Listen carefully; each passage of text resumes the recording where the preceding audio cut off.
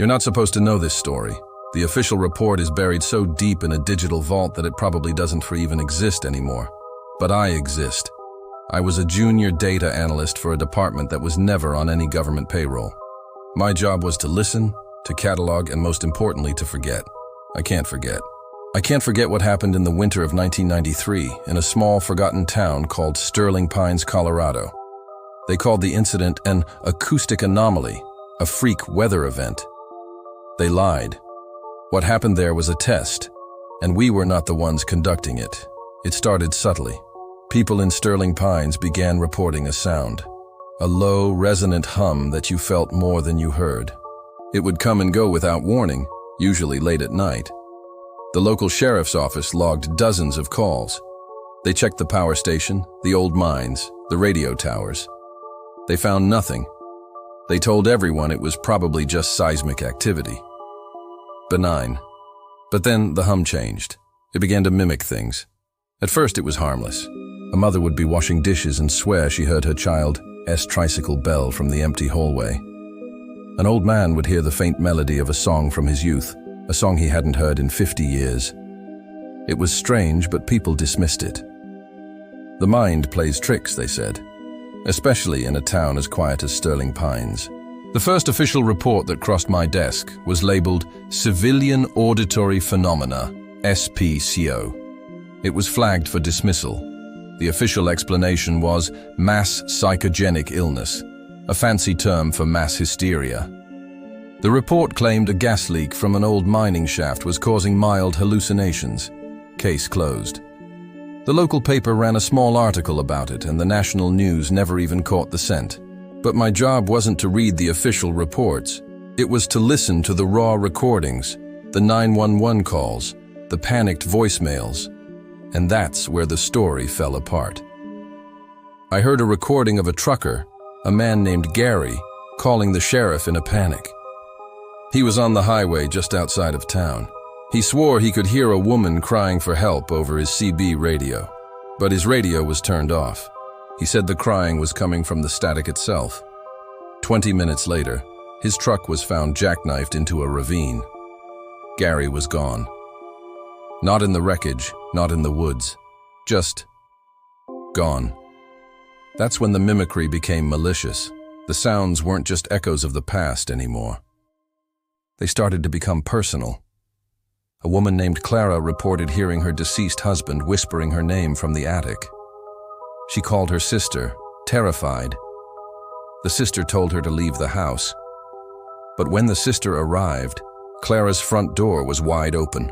The house was freezing cold, and Clara was gone. The only thing out of place was the attic door, slightly ajar, swinging in a non-existent breeze. The disappearances started piling up. Always the same pattern. A person would report hearing a deeply personal, impossible sound. A sound no one else could know about. A secret, a memory, a fear. Then within hours, they would vanish from their homes, their cars, their workplaces. No signs of struggle, no witnesses. It was like they were being lured away by ghosts, only they could hear. This is when my department took over. We locked the town down. The official story was a chemical spill from a derailed train. FEMA set up a perimeter. No one in, no one out. But we weren't there to help. We were there to observe.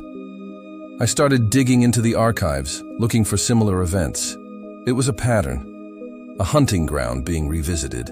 We sent a field team into Sterling Pines with specialized recording equipment. We wanted to capture the sound, to analyze it. The team was made up of 4 hardened professionals, ex-military. They set up in the abandoned town hall. For 2 days, there was nothing but silence. On the 3rd night, the team leader, a man named Agent Thorne, radioed in. His voice was shaking. "It's here," he said, his breath heavy. "We can all hear it."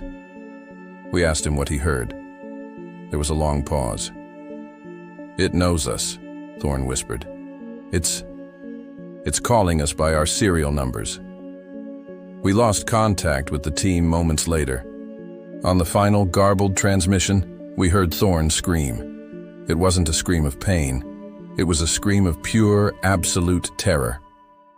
And underneath his scream, We could just barely make out another sound from his microphone. It was the sound of a baby crying. We later learned from Thorne's classified file that he and his wife had lost a child, a newborn, years earlier. It was a secret he had never told anyone at the agency. A sound that was meant only for him. The next morning, a retrieval unit in hazmat suits swept the town. They found the team's equipment in the town hall, all of it smashed. The 4 agents were gone. But they found something new.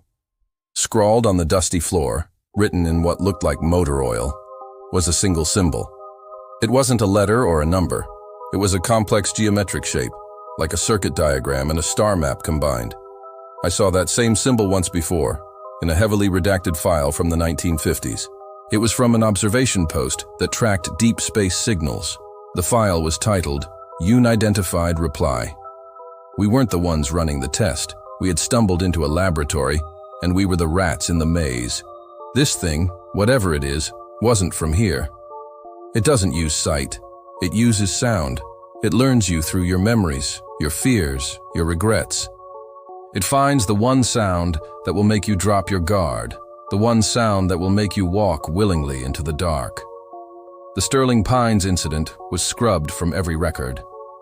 The town remains empty to this day, fenced off and guarded, marked on federal maps as a permanent environmental hazard zone.